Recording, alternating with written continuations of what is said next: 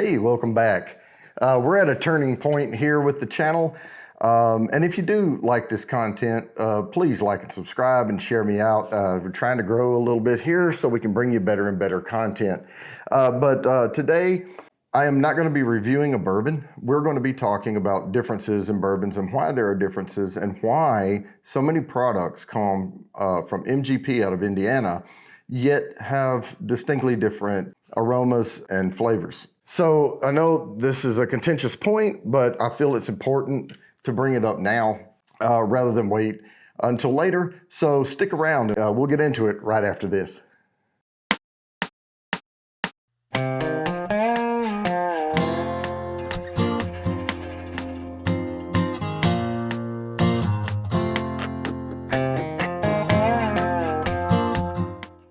All right, here we are. And this is why I wanted to do this video. I have two bottles here in front of me. One of them is Smoke Wagon Uncut Unfiltered out of Las Vegas, Nevada. It's aged and bottled by Nevada H&C Distilling Company, Las Vegas, Nevada. But this is MGP juice. This is procured out of Indiana. On this side, I have Penelope.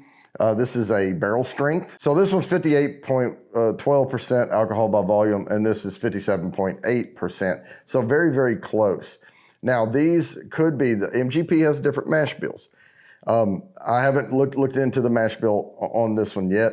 So they could be a little different mash bill, but there's a lot more that goes into the flavor of bourbon rather than mash bill.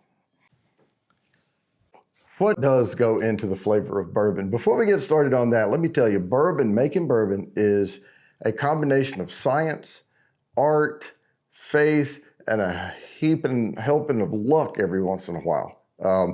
So it comes down to grain selection. Now, MGP stands for Midwest Grain Products. So they procure all of their grain around, in certain areas. And so the client doesn't have any choice about the grain selection. The other thing that they don't have a choice on is what grains are malted. And usually the malting process, and malting is where you steep a grain to the point, or not steep it, but you put it in the right conditions until just before it sprouts, or right as it starts to sprout. And then you stop that, and then you use that in the mash. Sometimes can add a nutty flavor to the bourbon. Typically what you see is malted barley. There are some distilleries that I've talked to that they malt all of their grains. So, it just adds a more robust flavor. The other thing that the client can't control is the distillation process. So you have different types of stills. You have column versus pot and things like that. Those are three things that go into making the white dog, which is the clear liquid that goes into the barrel before it becomes bourbon. Now, the things that I've heard that the client can make a selection is they can either choose to buy a barrel of bourbon, which they go through and they select barrels to purchase. So barrel selection is part of that. But along with that, some clients actually just order the bourbon and they get their own barrels and then they barrel at their facility. The client can choose a cutting process on the white dog because you can barrel it at lower than 125 proof. You just can't legally barrel it at more than 125 proof. Now, if you barrel it at 100 proof, you're probably going to get a bourbon that's about 107 plus proof, depending on how long you age it, because water will soak into that wood, leaving alcohol behind. The other part of it is the climate or the temperature at which the barrel is stored. So Smoke Wagon, H&C gets those barrels and they age them there. Is it a climate controlled warehouse? I don't know. Probably. It's Nevada. It's got to be freaking hot. They're probably aging it in a warehouse, climate controlled somewhat. And so if you're going to have a longer aged barrel, you need to store it at a cooler temperature. Heat is going to make a bourbon draw more from the wood faster. And what you end up doing is tipping the scale from pulling all of those notes and stuff from a barrel tipping over into bitterness from the wood if you leave it in there too long at too hot of a temperature. Other factors can affect it. You can angel share, devil's cut, all this stuff, goes into it. But bourbons that were aged barrel proof, I mean, I've seen them in the 130 proof range coming out, and they didn't go into the barrel at more than 125 proof. So all of that proofing above 125 happened due to the conditions, aging, and the length of aging inside the barrel. If you pull that much water out of that bourbon, it's going to change the flavor from one that you age slowly and don't lose as much, or even if you did lose as much out of it from evaporation, it's still going to have a completely different flavor profile.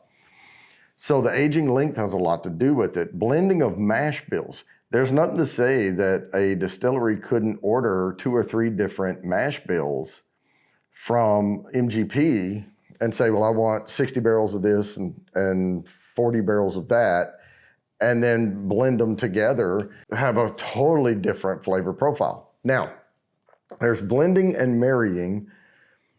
Some people use the term marrying. When you're using the same mash bill and you're just putting the bourbon together to have like a small batch, you just dump all the barrels together and then you bottle all of that marries together in there. Some people call that blending, but I mean, if it's the same exact spot in the warehouse, if they all age the same, wood profiles can be different. There can be different properties of the wood in the barrels, which can impart different flavors on the bourbon. But it's going to be subtle through there. All of these little things that I'm bringing you now are subtle differences that end up combining to make a big difference. Now, after that, the client or the person bottling, the non-distilling producer, NDP, what they can do is either filter it before they bottle it, and what filtering process are they using? That can impart different flavor profiles. You can bottle it unfiltered, like Smoke Wagon, uncut, unfiltered. Uncut, no water added. Unfiltered, did not charcoal filter it or anything. Straight from the barrel to the bottle. That's it. Cutting, that brings us to cutting with water. Okay, what was the strength of the bourbon coming out of the barrel? How long did you age it? And did you proof it down? Did you cut it with water? Because what water did you use to cut it with? First and foremost, how much did you use? Did you bring this sucker from 132 down to 80? Or did you bring it down from, say, 126 proof or 27 or even 117 proof, depending on what you barreled it at, down to, say, 90? That's going to change the flavor profile of the bourbon considerably.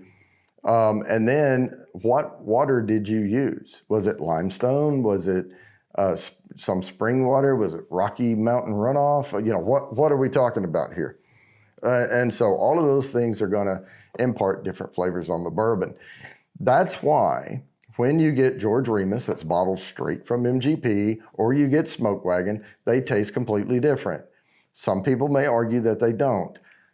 I don't believe that. There's all of these other factors that go into it. And the reason I don't believe it is because I can smell and taste the difference between these bourbons. And it's not always subtle. Sometimes it's very powerful differences in these bourbons.